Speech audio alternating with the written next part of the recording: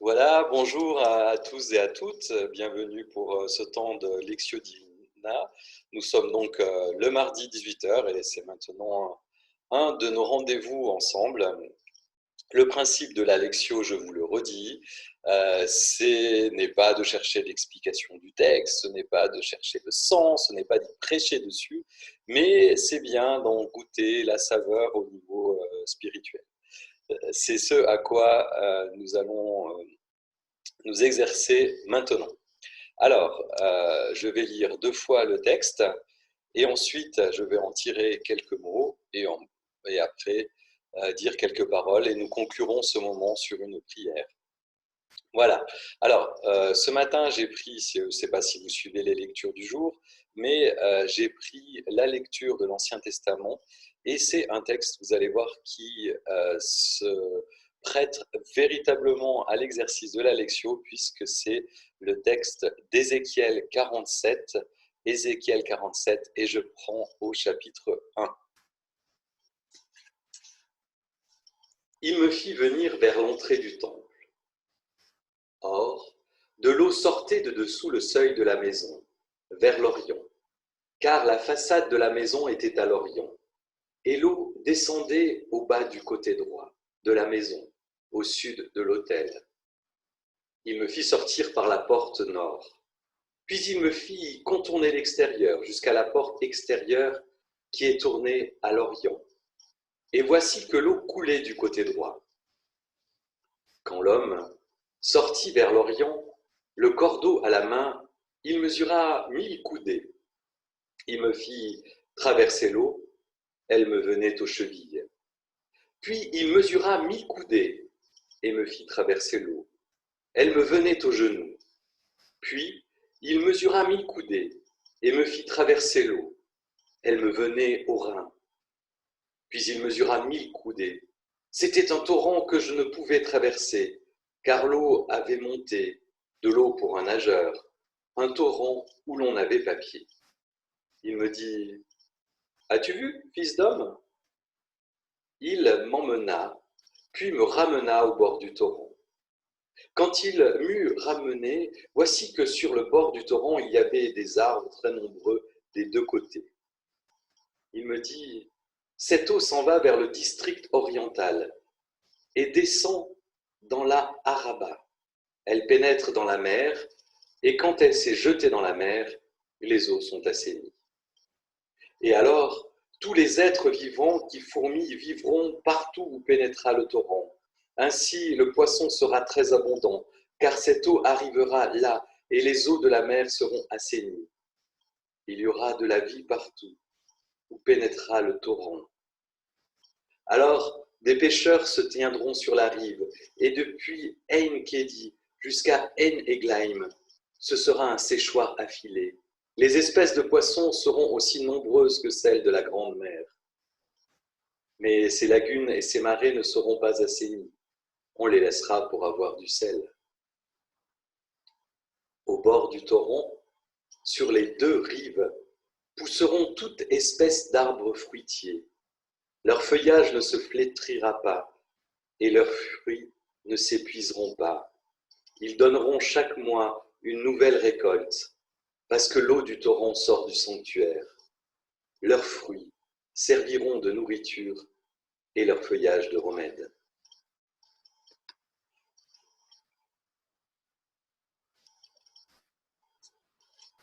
Il me fit venir vers l'entrée du temple.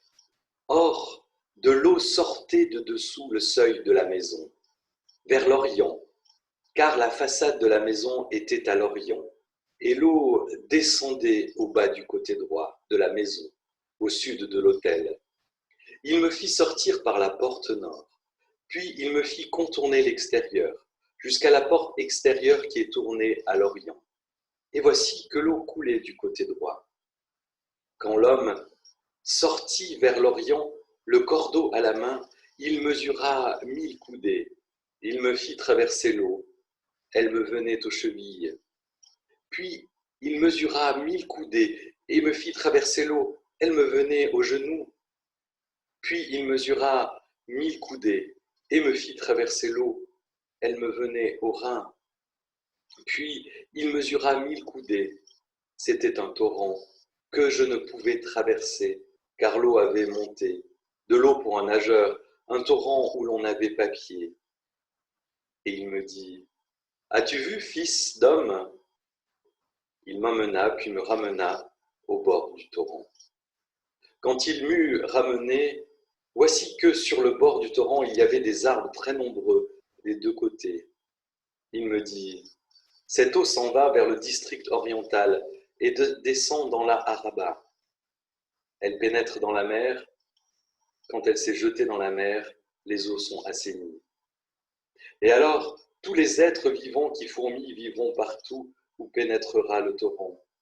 Ainsi, le poisson sera très abondant, car cette eau arrivera là et les eaux de la mer seront assainies. Il y aura de la vie partout où pénétrera le torrent. Alors, des pêcheurs se tiendront sur la rive, et depuis Ein-Gedi jusqu'à Ein-Eglaïm, ce sera un séchoir à filets. Les espèces de poissons seront aussi nombreuses que celles de la grande mer. Mais ces lagunes et ces marais ne seront pas assainis. On les laissera pour avoir du sel. Au bord du torrent, sur les deux rives, pousseront toute espèce d'arbres fruitiers. Leur feuillage ne se flétrira pas et leurs fruits ne s'épuiseront pas. Ils donneront chaque mois une nouvelle récolte, parce que l'eau du torrent sort du sanctuaire.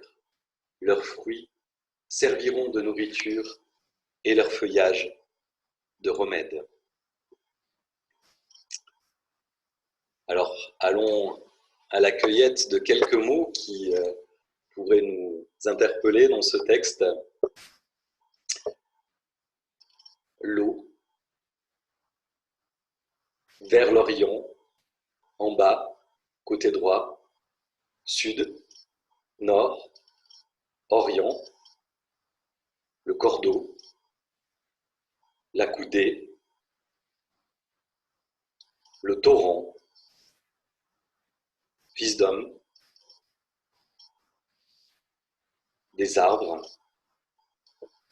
assainis,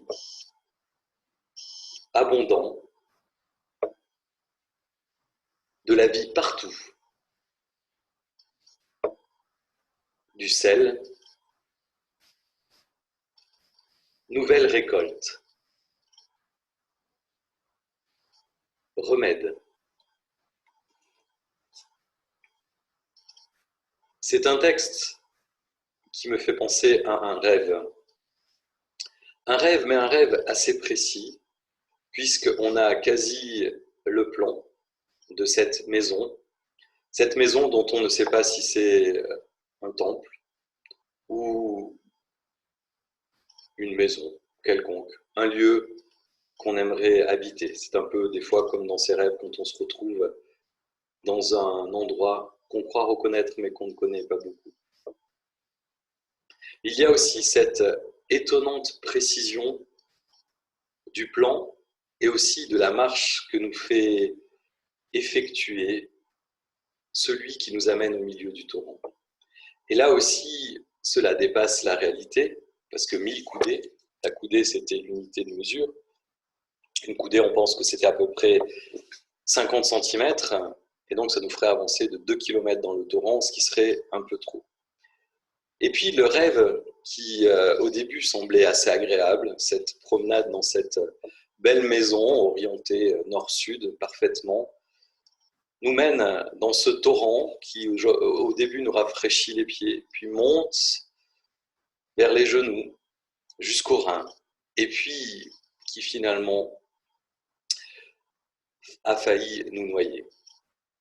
Alors voilà cette eau qui monte avec la double symbolique de l'eau, qui nous rappelle ici, je pense, le baptême, l'eau qui donne la vie, mais aussi l'eau qui nous baptise dans la mort et la résurrection de Jésus.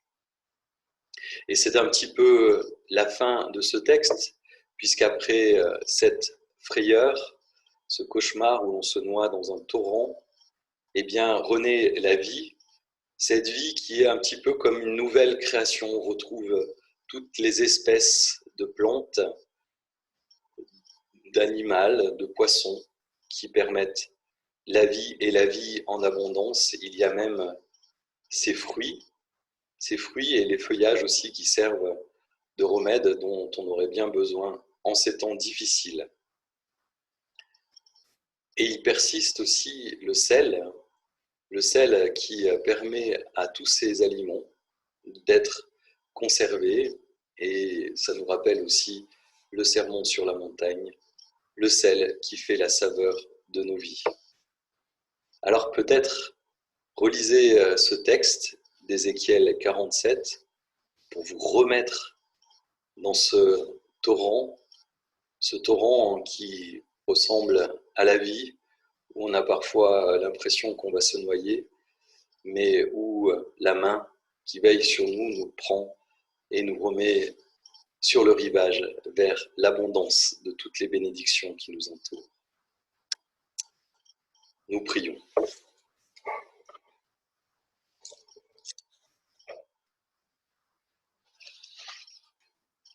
Et j'ai choisi un texte de ce livre, Chant du silence, et qui est une prière sur le psaume 65.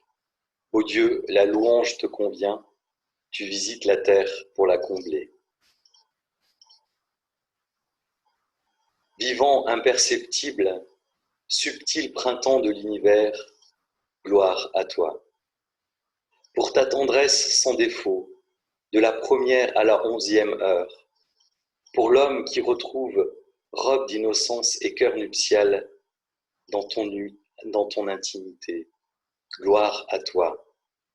Pour ton festin dressé, des saints de communion, lieu vierge de tout lieu, pain et vin quotidien de l'amour parfait, gloire à toi.